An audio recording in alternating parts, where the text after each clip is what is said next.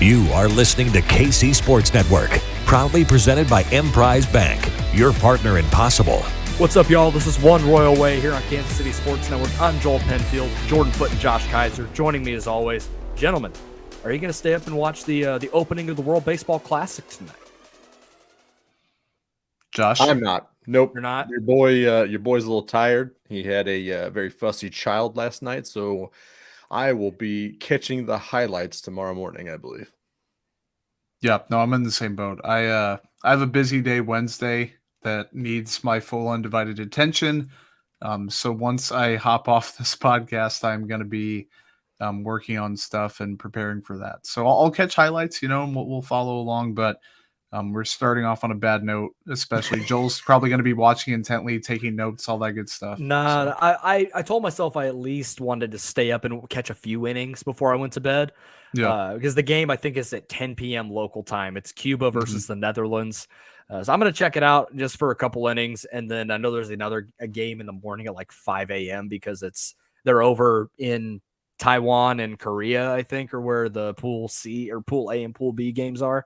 So I'll catch a couple innings, and then I'll catch the back half of whatever game is happening tomorrow morning because I'll be up at 7 a.m. for work. So what's that airing on? I believe MLB it's on Network? FS1. Okay. I was FS1 hoping and it was Fox. MLB Network. Yeah. I would be pissed if it was on MLB Network because thank you, YouTube TV, for that one. Correct. Same Z's. Yeah, so that's unfortunate, but it's on FS1, Fox. We'll talk a little more WBC at the end, where you can catch all of the Royals that are coming in, or they're going to be representing their respective countries or just their heritage, I guess. In the case of a guy like Vinny Pasquantino, Nicky Lopez playing for Team Italy, but it's a really cool opportunity, a really cool event, first one since 2017. So it's going to be a lot of fun. Before we get into the bulk of the show, as always, we're brought to you by Kansas City Strength and Conditioning. You have a baseball or softball player in the area that needs a place to train, be sure to go check them out. One of the best in the area. Scott Barlow has trained there. I believe he did this offseason, but last offseason during the lockout, he did. Another Royals pitcher, Austin Cox, who was in AAA Omaha, he spent his entire offseason training there with those guys. So really reputable place, great place to train. So be sure to go check them out. So I want to start this episode. We're 12 games in now. The Royals are 10-2. Josh, do you know what that puts the pace at for wins for the regular season? I'm just gonna guess like 145. Good enough for me. All right. So that's what we're pacing for. But it's been really fun to watch early with the games we were able to. Nothing else. We're just catching highlights and box scores, but they're playing well, and part of the reason why they're having so much success is the pitching staff has been fantastic on the whole for the 12 games that we've seen them play in the Cactus League. It's paying immediate dividends hiring Brian Sweeney and Zach Bove and what they've been able to do between the two of them, because Brian Sweeney is the head pitching coach, and then Zach Bove's official title is assistant pitching coach and director of Major League Pitching Strategy. So that's where a lot of the analytical stuff comes in, with developing game plans, but then also developing pitches, pitch shapes, pitch design, everything like that. And we're seeing that come into place. A lot of guys going to drive line and working on stuff that the Royals wanted them to. Brad Keller's developed a curveball. Chris Bubich, who raved about throwing a slider and wanting to work that into his repertoire last season, was essentially told, don't throw it. And then he starts throwing it this year with a pitching coach and staff that actually wants him to. And, oh, look, it was actually one of the best pitches he threw the other day. Daniel Lynch reshaped his slider to pair with his curveball better. Scott Barlow started working on more of like a two-seam action to pair with his slider, among other things. And the biggest thing is the Royals aren't walking people anymore. They have been one of the worst pitching staffs from a K to strikeout ratio or a K to walk ratio during the Cal Eldred era. They were the worst in the league at it. Last season, they had, I believe it was 2.02 was their K to walk ratio, K to walk ratio, which was the worst in baseball by a pretty significant margin. And it was just the way it was. Immediately, through 12 games, the Royals have 124 strikeouts to 38 walks in 12 games, which is a 3.26 K to walk ratio. The raid the zone mantra that they're trying to build clearly is having some effect. 12 games is not a significant sample. But at the very least, we're seeing, as I mentioned last week, they're implementing the process that they want these guys to have in the program and in the organization. And it's paying off early on. Will this mean the Royals are going to have a 3.26 K to walk ratio over the course of a full season? Probably not. But there is significant improvement that is happening quickly for these guys. And it's a huge testament to what Brian Sweeney and Zach Bove have been able to do for these guys early on. Josh, Agreed. go ahead, buddy. All you. Yeah, I completely agree with everything you said. In fact, you've taken damn near every piece of my information I had with this So sorry. information. I'm sorry, buddy. It's all good. As long as it's out there, I don't care. I don't care who says it. But like you said, whether it was done in-house with working with Sweeney and Bove, or it was done out of house with Driveline or whatever, things are still happening, and adjustments are still being made on the fly and in camp and in game situations. You're trying to figure out exactly how much you trust this new stuff. And I think the biggest thing that we've seen out, I love the Bubich slider. In fact, Andy Rogers put out a great article today, kind of breaking that down, kind of talking through the situation that happened last year, how you kind of knew what you wanted to do. You had a lot of different adjustments, but you didn't have the time or the confidence to commit anything. And now they have that, whether that is going through the entire offseason working on it or working with Bove and Sweeney or both. It's happening. This is the kind of adjustments that need to be made, the confidence that needs to be had for these guys to take steps forward and start striking guys out, or at the very least throwing strikes. It seems like both of those potentially happening. Joel, you've talked about on Twitter, multiple people have talked about on Twitter about the K to walk ratio being so good. The 3.26 is a phenomenal ratio. We've seen the correlation between that. Royals Weekly shout out. They're talking about the correlation between that stat and then the playoff postseason teams last year. There is a good sign of a good pitching staff is that K to walk ratio. And the fact that they kind of have that and they're doing it by throwing strikes too and striking guys out, that is a huge, huge step in the right direction, regardless of how many games that we're kind of through in here. So I'm not drinking the Kool-Aid. Like you said, I'm not saying everything is completely fine and fixed and we're ahead of the postseason. Look out, World Series, here we come. But I'm saying that this is a huge adjustment from where things used to stand. And the other, every other team has put up runs, and they're also hitting in that Arizona air that we've always been like conditioned to be like, the Royals are not going to hit this many home runs because they're Arizona air and that humidity and blah, blah, blah, blah, blah. The teams that they're facing are hitting it into the same air, and they are not getting the same results. So no, this is probably not going to be sustainable through the entire season. Yes, is an improvement, and I'm pumped to see it. Yeah, and it's I keep saying, and I think I said last week on the pod probably 10 times, like, yeah, it's spring training, yeah, it's a small sample size, but like this is something that even if it's on a smaller like level, it seems real. It seems somewhat sustainable once they like regress to the mean or like settle in with the guys they want to have come the regular season, like whatever it's going to be. The process isn't going anywhere. And you're not going to have, at least I don't think, pitchers randomly shelving what they worked on all offseason, or like being told they can't do stuff, or like not having the data, or having the data but not having it interpreted and spoken to them in the right way, or not utilizing that data in between games and saying, let's fine tune this during the season. Like, I wasn't in the building last year, obviously wasn't on the team last year. But I think this year there's going to be a lot more in-season, in-between series type work with the pitching staff instead of, hey, we're going to make an adjustment at the All-Star break and we're going to let you keep beating your head into the wall for 3 or 4 months and then see what happens. Then maybe we'll tweak something. I think it's going to be, hey, this clearly isn't working, or like we see something right now that can actually be fixed. Let's get you in here. Let's fix it. Let's keep moving. So, well, yes, it is a small sample. Yes, it's spring training. No, I don't think the Royals are going to have like a top 1, 3, 5, even 10 pitching staff this year, whether it be the rotation or the bullpen necessarily. I do think that a lot of this stuff is real. They're going to settle with a group of guys they want to head into the season with. They're going to be bringing guys up and down. They all know kind of how these guys operate now in terms of who's managing them, who's coaching them. And I think that is more than possibly could have been said for a past set of coaches in the Royals pitching department.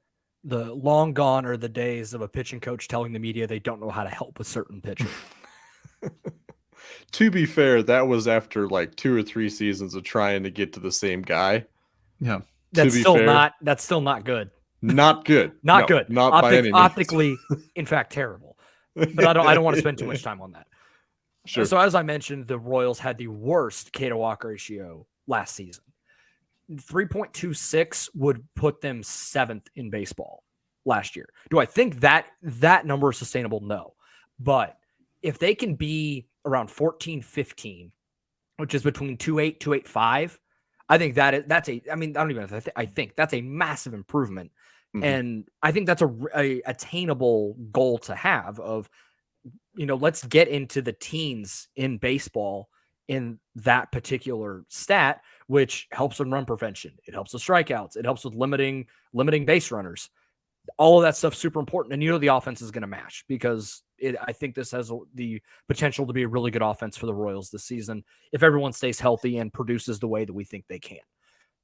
But it's so like it's such a refreshing breath of fresh air seeing these guys buy into what Brian Sweeney and Zach Bove are doing, and a couple other guys that I think have done really well. Brady Singer looked really good the other day, 3 innings, scoreless ball. He scattered a couple of hits, but 4 strikeouts, no walks, a pretty significant improvement for him. And he's throwing his changeup a lot more. He made it an emphasis in his last start to throw it. He has said it is the best that it has felt in his entire career. So clearly Bove, Sweeney, and Singer have found something. Carlos Hernandez, who I am not the biggest fan of. I don't know if he's a big league pitcher, but he's actually looked really good this spring. They have found a way to maximize his very, very disappointing 100-mile-an-hour fastball and make it work. And if you can make that work out of the bullpen, like I'm feeling really good about where these guys are at. And yes, I am like very close to just buying in fully, which is going to end up breaking my heart.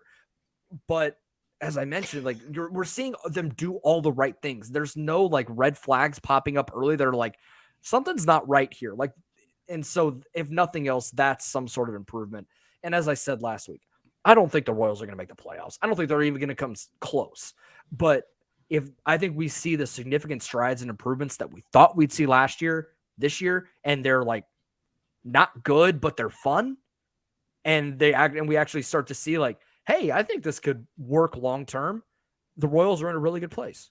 So Joel's got like one of those fancy whiskey glasses, and he's got Kool-Aid in it, and he's circling around and nosing it a little bit, and like maybe even took like a drop or two, and he's like, it tastes pretty good, smells pretty good, but I'm going to wait until I know it's legit before I like start gulping this shit. And I think that's fair logic. I think I'm too jaded to dive in and like take the gallon of Kool-Aid out of the fridge and just like dunk it on myself. Like I'm not there, but I have sipped it a little bit and I'm like, hey, I think this could work out pretty nicely.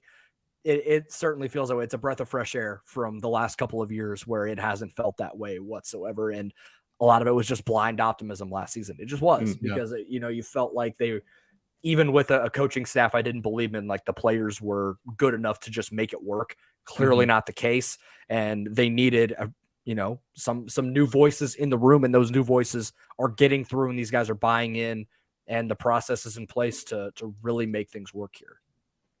So the slogan of the 2023 Royals baseball season is #cautiously optimistic ? Let's put a question mark on the end of it. #really it's cool story. Like the inflection of the inflection of I'm Ron Burgundy. Like cautiously optimistic. Like I think this is good. Am I allowed to be cautiously optimistic, or is this still like it's a Groundhog Day scenario? It's like, is this my shadow or is this not my shadow? So here's the way I look at it. Like, I understand the people that have been so beaten down by so many bad Royals teams in their lives that they just wanted, like they don't want to buy in and believe, so they just want to have some sort of negative confirmation bias that just because they didn't hire the GM they wanted and other, and they didn't sign all the free agents that they wanted, obviously they're going to be terrible. Like I have no reason to believe that they're going to be bad until I actually see it. Right. Like I have no reason to go. I think you have plenty of reason to I have plenty to of reason, believe it. but why would I believe it until I Well, actually see it, right? but I think because that's the also mentality I'm not- going in with right now is, sure, they might be, but I don't know yet. So until they give me reason to go, oh, this team actually kind of sucks, I'm not going to go to that place, because what good does that do? I don't want this podcast to be an hour-long bitch fest all for 6 months. Like, that's not good for anybody. Unless you're just that masochistic and you want to just listen to that, then be my guest. Well, there are a couple of Twitter users out there that probably would enjoy subscribing to a program like that, but I hate only a myself, just couple. not that much, man. I Yeah, can't. only a couple. Only a couple. Well, I mean, they didn't do a lot of roster revamping. Again, this is another year of hoping the young guys take a step forward, and some of those guys taking a step forward means they are very good players. We've talked about plenty of people in this organization that have legitimate talent, and they can take step forward, and they could make a huge difference. But do they still have the main ones? Still need to be like 2-3 steps before they really start talking about like best in the league, 5 to 6 to 7 win players. And we still have yet to see that. So I understand and I appreciate the optimism, Joel, 100%. I can also understand why people are getting still a little sour on what this team is going to look like. But when you got Pagoda projections thinking you're going to hit 62 wins, it's kind of hard not to be like, oh, crap. We will see or very quickly the impact of the staff during the regular season. Like we see it during the spring. And a lot of my optimism to a degree is just getting the voices out of the room from the last couple of years is going to pay dividends early, because it was very clear it was not working, not only from just the on-field product, but in the clubhouse, around the stadium, all that kind of stuff. I do think there is a certain amount of impact there. So maybe there's something there. We will see very quickly how much of an impact a brand new staff, new set of voices, new set of processes all come together and actually could lead to wins with roughly the same team that was out there last year, plus a couple guys. So I understand that it's basically the same lineup that won 65 games. I get it. Yeah. But I think that those guys are good baseball players that maybe just needed a new voice, a new direction, just something else injected there. Maybe it makes a difference. It may not, and it may take it a year or two, but I'm still pretty confident in what Cotrero and company are putting together. So there's that. And we talked about it last week. Like they hit. We believe in the hires that they made, and those were the way more important, especially on the pitching side, 100%. in the direction of this team. So the fact that we're already kind of seeing quite a bit of a difference is very promising for sure. Absolutely. So as we're looking forward, spring training, well underway. We're a few weeks from opening day. I think we're 23 days from opening day at this point. We're starting to see the roster start to come together a little bit. Guys that have helped their case. The guys on the fringe, we know who's locked in. I mean, I don't think there's too much debate about who's locked into the roster, but there's a lot of guys on the fringe that could sway either way. And there's guys on both sides that have helped themselves, that have hurt themselves. So we'll start with the guys that have really helped their case to either make the opening day roster, or in the case of certain guys, they may not come up right away, but they have solidified themselves as, hey, I think this guy can help the big league club at some point in a pinch. So we'll go through a list that Josh, Jordan, and I talked through the other day. Guys that have helped themselves. I'll start with he's a veteran on this team, but his starting job has very much been in question from Royals fans over the last couple of years. But Hunter Dozier's looked pretty solid in spring. I'm not going to talk about his defense because it's still not good, but he looks solid at the plate. The swing, there was an article written by Andy Rogers talking about how he's kind of retooled his swing to try and optimize things a little bit. He kind of lost it there for a little while with the hand injury and things like that, but the Royals are adamant that he's going to be the everyday third baseman, at least early on this season. They're going to give him that opportunity. Seems like that is the way things are trending, even if I don't fully agree with it. He has at least proven that, you know what, let's give him a shot for 6 weeks, 2 months, see if he can find it. And if not, then we have guys waiting in the wings to go. But for now, we might as well give him the opportunity. You say he's not very good defensively. He's made all the plays that he should have played or should have made this spring. That's already, true. Like so. I wasn't trying to say he was like booting balls everywhere, but No, we history is 100% there. We have beaten the dead horse about how awful he is with the glove that I just don't want to. I don't want to go down that road. We've already 100%. been down that road way too many times. I think it's somewhat assumed, but if you have a low bar, easy to clear it. Fair enough. It's a good motto. That's a really good motto, Josh. That's that's how your boy gets C grades in college. That's how you do. The one thing that I kind of want to take a step back on that a little bit is the opposition quality score on BREF. I've got all the guys we're listening or we're going to be talking about here. I've got all their scores here, and he is by far the lowest 6.5. That's like the equivalency of I think it's like a two-way pitcher that he's potentially facing. So I'm kind of still want to see more. I want to see more over the coming weeks to see exactly. There's no doubt in my mind that he's going to be the opening day starting third baseman, and just how loudly people are going to be complaining about that. It was what I'm really interested to see. But he has the chance here to silence some of those people before opening day, and I'm going to be looking for it. Absolutely. Another guy, we talked about him last week, but he just keeps hitting. He's probably going to be your starting right fielder on opening day. At least it probably seems that way. It'll be a competition with Eduardo Olivares, but Franmil Reyes, again, we're not going to talk about the glove. We don't want to worry about that. It is a figment of our imagination. What are you talking about? We don't. Yeah. Like he just stands out there and merely exists. It's fine. Oh my God. If he hits balls into the fountains, that's all that matters. Right. But with Drew Waters out, the opportunity is there for him to make the opening day roster. He is an awesome interview. He talked with Jake Eisenberg and Monty during the night game against the Dodgers. Very much a good clubhouse presence guy. Very quickly has endeared himself to that organization, and I think endeared himself to the fans that tuned into that game. I think he's a fun guy. Hits a lot of home runs. If he's able to walk a little bit more, and Zumwalt's able to tinker with his approach a little bit, he could be a guy that sticks on the roster all year. Or if the Royals are out of it, then he's a guy you could trade and get something for. So I like Franmil Reyes a lot. I always liked him when he was in San Diego and even in Cleveland, even though he just absolutely destroyed the Royals, especially in Kauffman Stadium. He talked about it being one of his favorite places to hit. So hey, you know what? Let's see what happens there. A couple other guys, Samad Taylor. I don't think he makes the opening day roster, but he has looked really good in the opportunities he's been given. He's playing mostly against the minor league guys at the end of the game over the last 4 to 5 innings, but hit a home run the other day. He's playing some infield, playing some outfield, playing center field, which the Royals really don't have a marquee guy out there. I think Kyle Isbell can hold it down fine, but I don't think we look at him as a elite center fielder, even if the Royals believe that he can be that guy. I don't think he makes the opening day roster, but prove that the minute somebody goes down, Samad Taylor can come up and play any number of positions for this team, which is something they value, that positional versatility. Maikel Garcia is really interesting here because it seems like the Royals are going to get him in the lineup. I think he is making the opening day roster somehow, some way. They want him there. JJ Piccolo has raved about him in the past, at least before the season and into spring. They played him at third. He's going to play a little. She's going to play short while Bobby is away with the World Baseball Classic.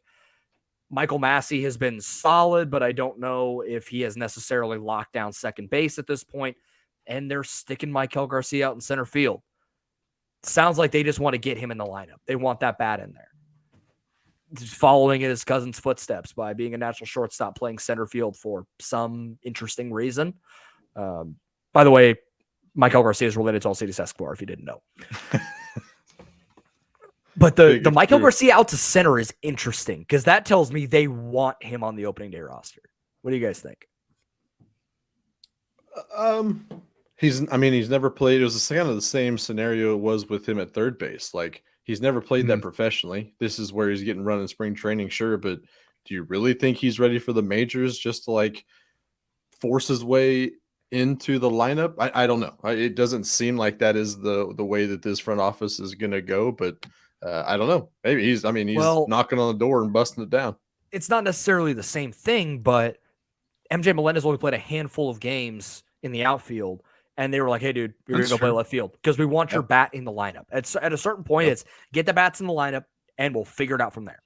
Yeah. I think it's pretty clear Maikel Garcia has shown that he can hit in the big league lineup and hit against big league pitching.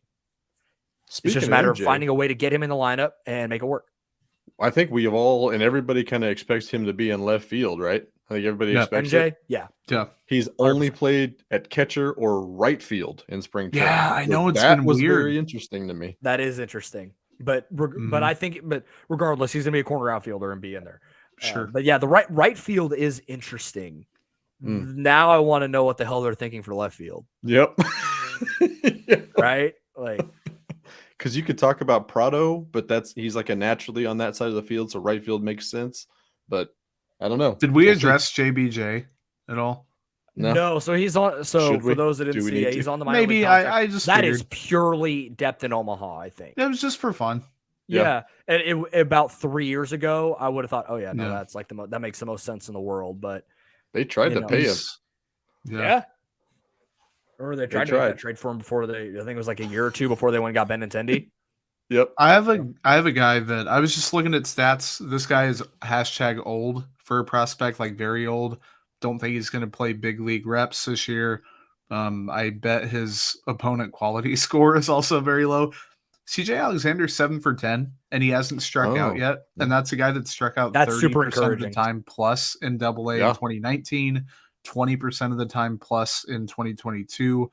2 walks to no strikeouts in those 10 at bats. So again, I don't think he's going to do anything. I don't expect him to do anything. Yeah, 6.8, and I just thought that was something that stuck out. Hey, good for him. Good. I thought about that too. You get a pat on the back. Maybe he could slot in somewhere in the third base conversation at some point. If they really need it, for sure. Dude mashes. Like if he makes contact, the ball's gonna fly. Yeah. It's just a matter of him getting to that contact. That's why he's 26 or 27 years old and still in the minor leagues. Speaking of third base, there was a guy who was playing third base a lot that I didn't think had a very much of a shot to be anything significant, but boy, is he on fire in the spring. Matt Duffy. He's got a 1.233 OPS in 16 plate appearances and 8 op-qual score. I don't know. It's no, I'm sorry. That's not right. It's a 1.4 OPS with a 7.9 op-quality score. Okay. 2 strikeouts, no walks, 3 doubles. Dooley needs to stay in the discussion for opening day. I don't think that's a real thing, and his body type is still very strange to me. He is Beanpole City, but he's 32 years old. He's got a veteran presence. He can absolutely fill in at the hot corner. So Matt Duffy, in my opinion, has worked his way into the opening day conversation way more than I was giving him credit for off the bat. Matt Duffy being on the opening day roster would be the most whelming thing of all time. Like, I wouldn't be upset, but there is like zero excitement for Matt Duffy. I'm not upset. I'm just disappointed. It's not even like I'm disappointed. It's just like, really? Okay, I'll put it this way. The only way I will be upset is if he is on the roster over Maikel Garcia.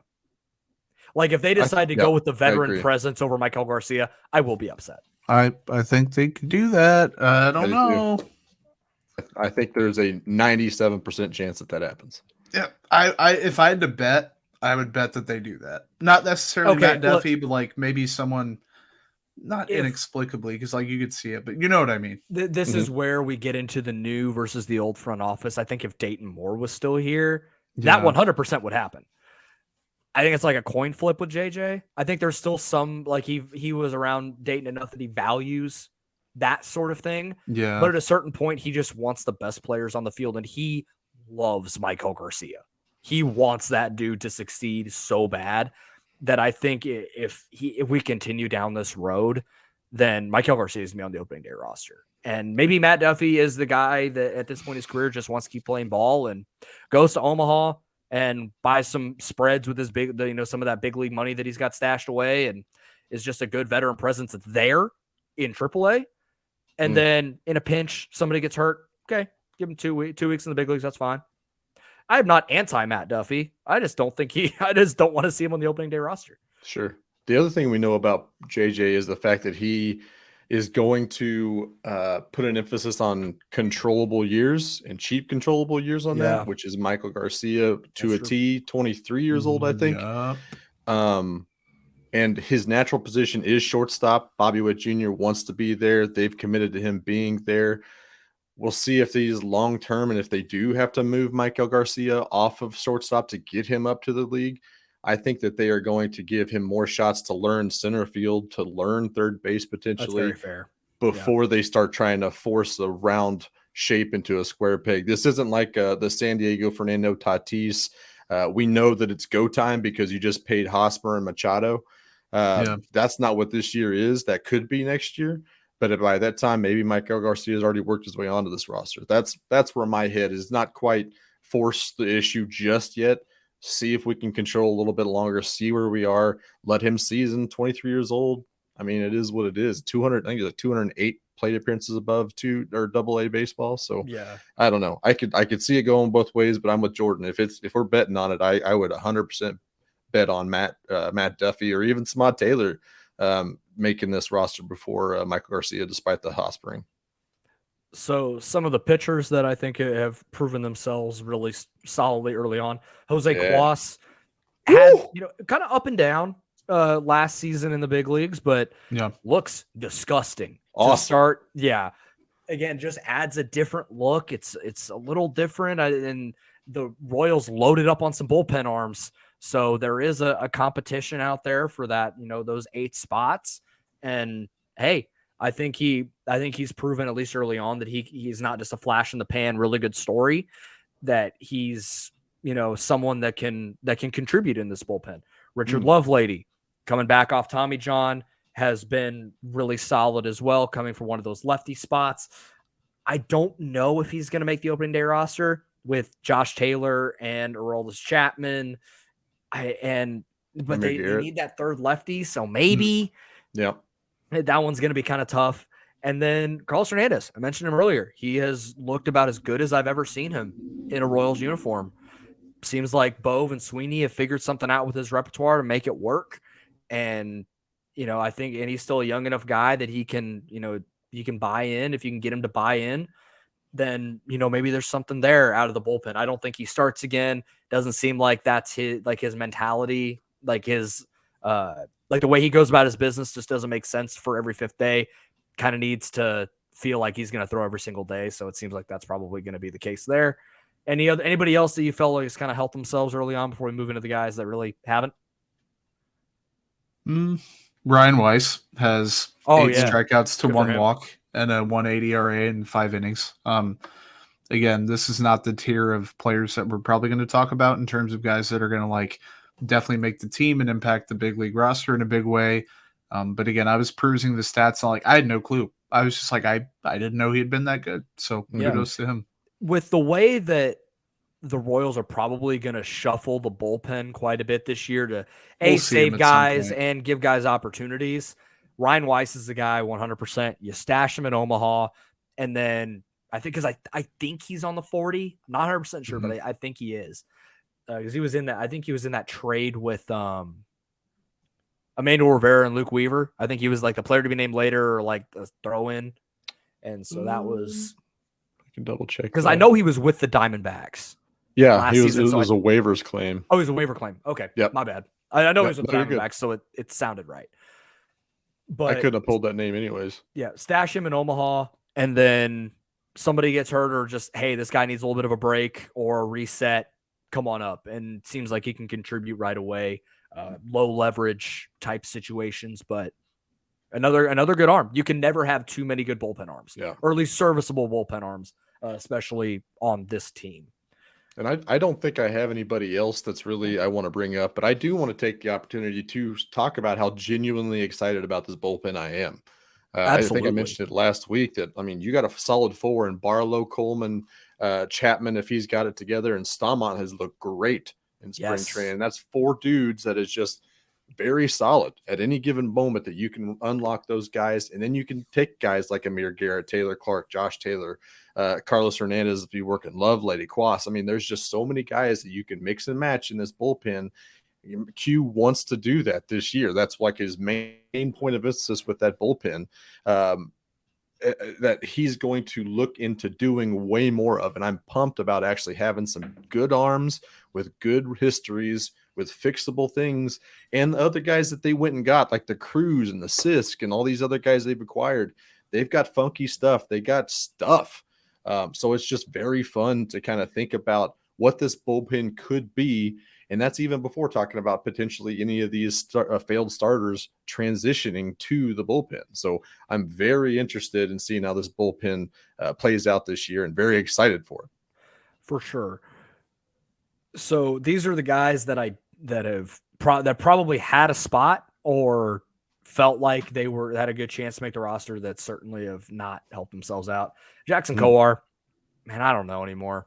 I've wanted to he's one of those guys that I just couldn't quit. Like I just fully believe he was going to figure it out, and it just isn't there. Like I don't know anymore, man.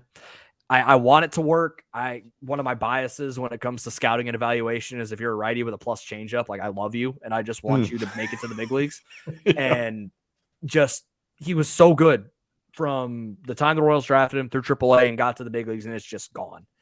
And I don't think he's like, I thought maybe he had a chance in the bullpen, maybe fight for that fifth rotation spot if the spring really went his way. I think that dream is dead. I think they're going to have to send him down to Omaha. And at that point, I think he's out of options. So you're really then making it, or that would be his last option. So then you really have to make a decision on him. Going into 24. Man, it's tough, but I just, he's still continually getting shelled. Even when he's able to get to his changeup, it doesn't have that bite, that depth that you really want it to have. The fastball is still really disappointing. This is why there's no such thing as a pitching prospect. That a guy that felt to me like the most surefire thing out of any of those guys, Singer, Lynch, Bubich, Heasley. I felt like Kowar was going to be the guy that was the most sure thing that he would carve out a role in the big leagues somewhere. That is clearly not the case. And I hope that he can figure it out. I want him to, because I really want it to work. John Heasley is the other guy that, again, Heasley's my guy, has been my guy for a long time, but he has gotten absolutely whacked all spring. Thought maybe he could fight for that fifth rotation spot, or at the worst, a bullpen. I think they might send him down to Omaha and just let him work there, and then he's your swing man first opportunity. I think they still believe in him. I don't think this is like a Kowar situation where it's just kind of you throw your hands up and go, okay.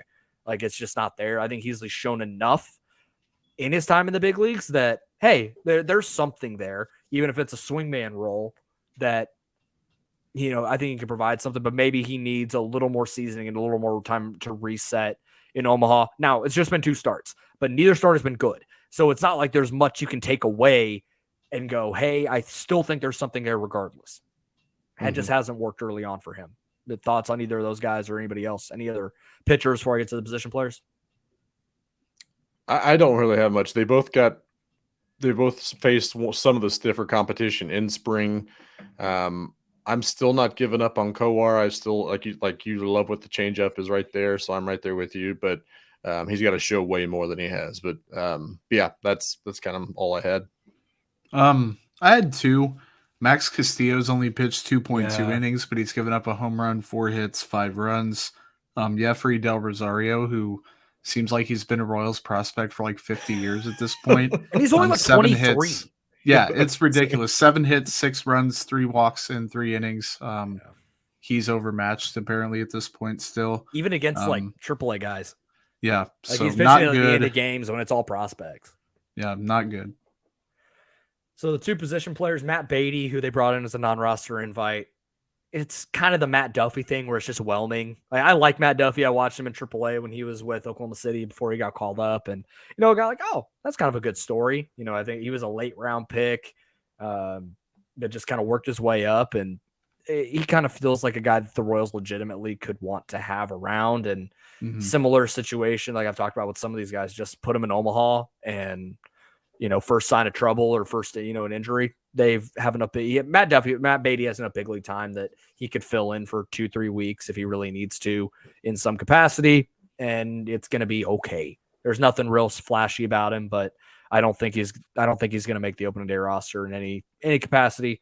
Hmm. This one may be a little controversial, but Nicky Lopez is 0 for 6, and none of those plate appearances were good. Mm-hmm. Like, it's not like he scalded a ball to the right fielder, and you can go, oh, well, he hit the ball hard there. Tough luck, whatever.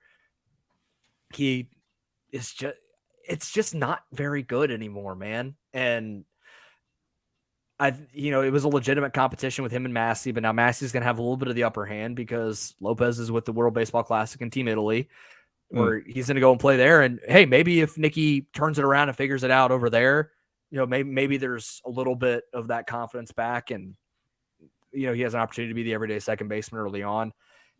At worst, I think he's just a utility bench player, kind of like he was at the end of last season when they just decided, okay, we're just going to go full young guys as much as we possibly can, and Nicky's going to move around between short, second, and third, and play 3 or 4 times a week. Probably the role he's best suited for, but there's not a lot you could hang your hat on sample size to think, okay, there's something there and he can reclaim that everyday role at second base. At this point, I think it's Michael Massey's to lose, and he's been awesome as of the last 4 games or so. I don't think there ever was very much to hang your hat on with Nicky Lopez. I think and this is coming from a guy who was all over the 2021 season when he finally exploded or whatever. He got really lucky. It was an outlier season. The defense remains really good, or projects to at least over the course of a full season, whatever. The speed is above average. He became more of a threat with that last season, I believe. But the bat just isn't there to be a full-time player. If he's your everyday player, even as a number 8 hitter or whatever, it's not good. You can afford to have one pre-fake improvement Michael A. Taylor type hitter in your lineup, and if everyone else is pulling their weight, it's okay. And I guess Nicky Lopez could be one of those guys, but the Royals don't quite have that, and they aren't going to quite have that. So you have to put someone out there who could at least be a threat with the bat, and he just isn't. So I think, and this is completely independent of the spring, then you factor in he's done nothing in a very limited sample size to alleviate those concerns for anyone, I think, Right. for lack of a better phrase. I think that he's been poor, and then Johan Camargo is 3 for 16 with a 438 OPS. He's been hashtag ungood in spring training. Kind of expected that. Didn't really understand the move. I kind of got it, but kind of didn't. Lumped it in with the Duffy and Beatty and all that good stuff. But yeah, that's all I got. I don't know what you do with Nicky at this point.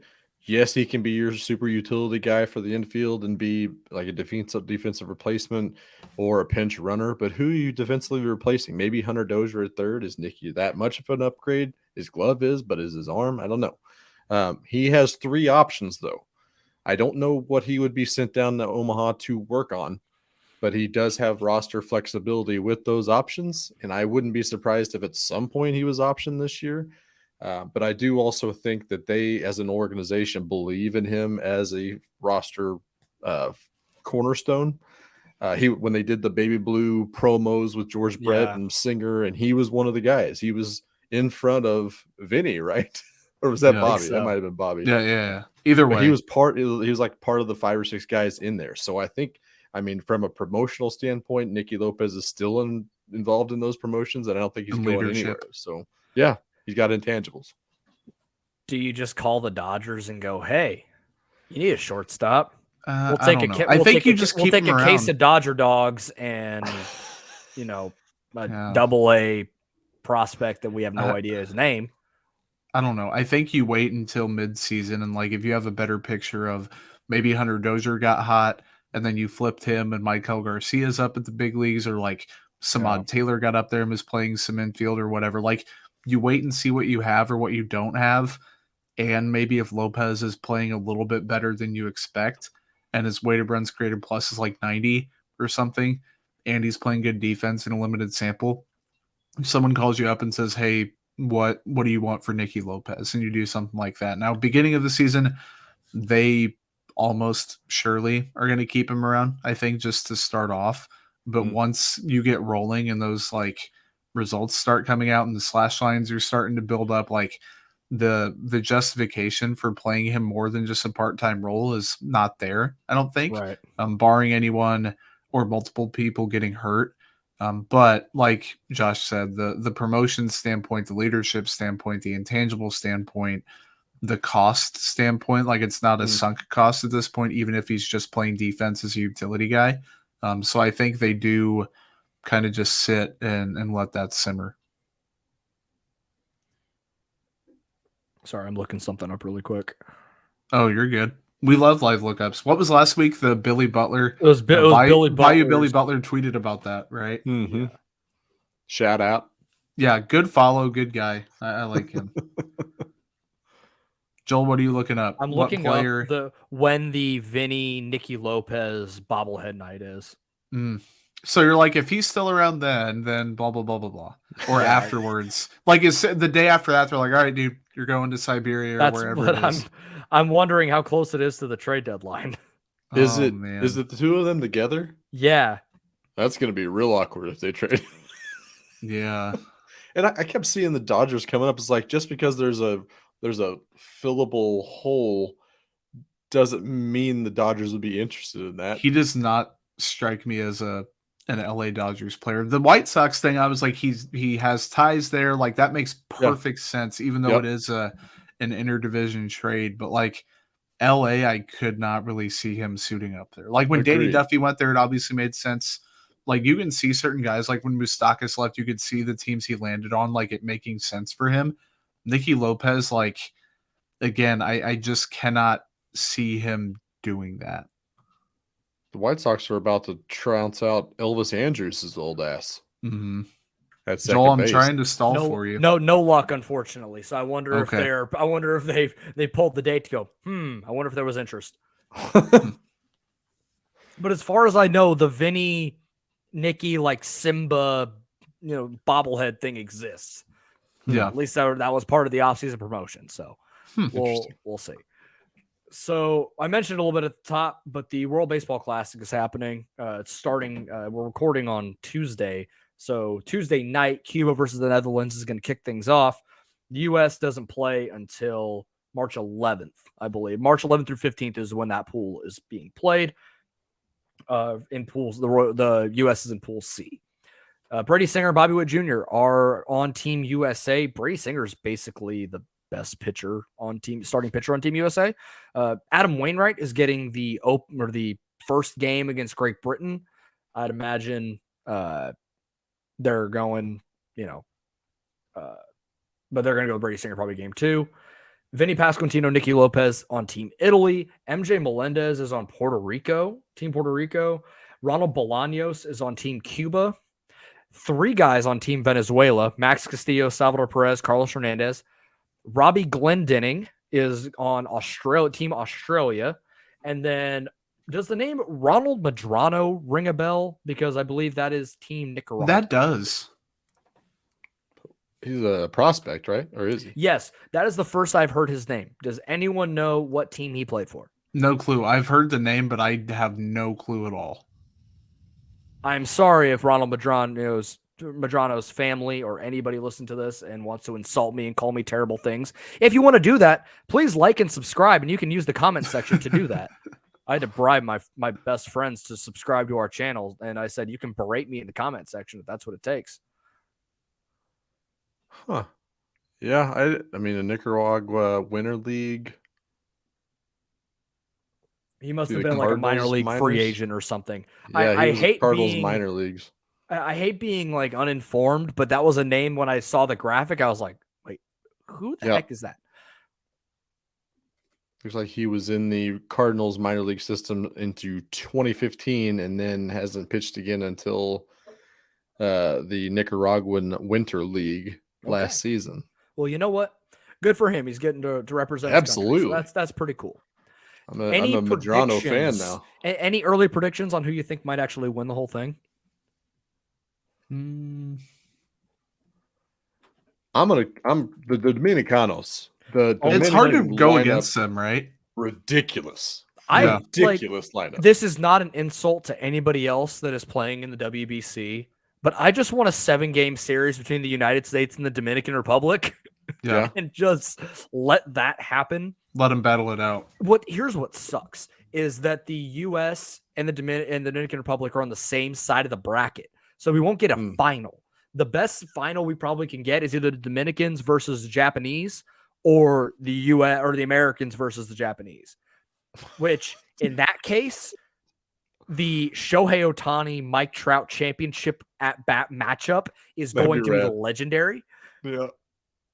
Because I'm an American, I'm obviously going to think that the Americans can win, and it's one of the best WBC teams that have been fielded for the United States.